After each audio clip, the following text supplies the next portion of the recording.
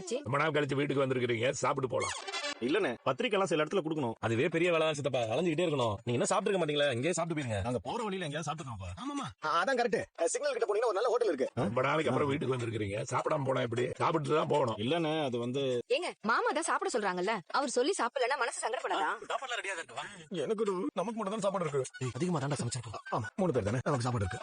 தம்பி என்ன சொல்றாரு? உங்களை சாப்பிட கூப்பிடுறாரு. ஆமா ஆமா அண்ணே, நாங்க 2 கார்ல வந்தோம். வெளியில 3 பேர் இருக்காங்க. அப்ப அவங்க வேணா ஹோட்டல்ல சாப்பிட சொல்லுங்க. என்னாச்சுப்பா? இல்ல ஒண்ணு இல்ல, அவங்களும் இங்கேயே சாப்பிடணும்னு ஃபீல் பண்றான். எல்லாத்துக்கும் சாப்பாடு இருக்குதுப்பா, அவங்களே வர சொல்லுங்க. இல்லண்ணே, இத்தனை பேருக்கு சாப்பாடு எப்படி?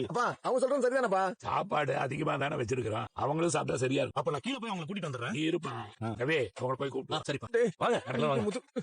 முத்து, நீங்க எல்லாம் சாப்பிட்டீங்களா? அப்புறம் உங்களுக்கு இல்லாம போயிட போகுது. ஆமாங்க, நாங்க என்ன சாப்பிடவே இல்ல. ஏய், அதிகமா தான் சமைச்சிருக்கிறோம், நீங்க சாப்பிடுங்க, தாராளமா எல்லாத்துக்கும் போதும்.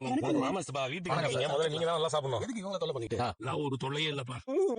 பரவாயில்லையே, பொம்பளைங்க வீட்டுல இல்லாமலே இவ்வளவு சமைச்சிருக்கீங்களே. அவங்க எல்லாம் எங்களுக்கு சமைக்க தெரியாது, ஏதோ எங்களுக்கு தெரிஞ்ச அளவுக்கு சமைச்சிருக்கோம். சாப்பிடுங்க, சூப்பரா இருக்குப்பா, ரொம்ப நல்லா சமைச்சிருக்கீங்க. நல்லா சாப்பிடுங்க. அது என்னதுப்பா? இது மோர் குழம்பு. குழம்பா? அத நான் தான் சமைச்சேன். அப்ப ஊத்து.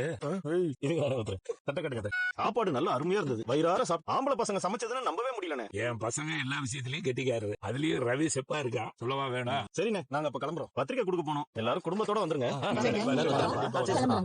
போயிட்டு வரோம் மாமா. சாப்பிட்டு போயிட்டு வாங்க. போயிட்டு வரோம்ப்பா. ஏய், என்னடா பண்ற?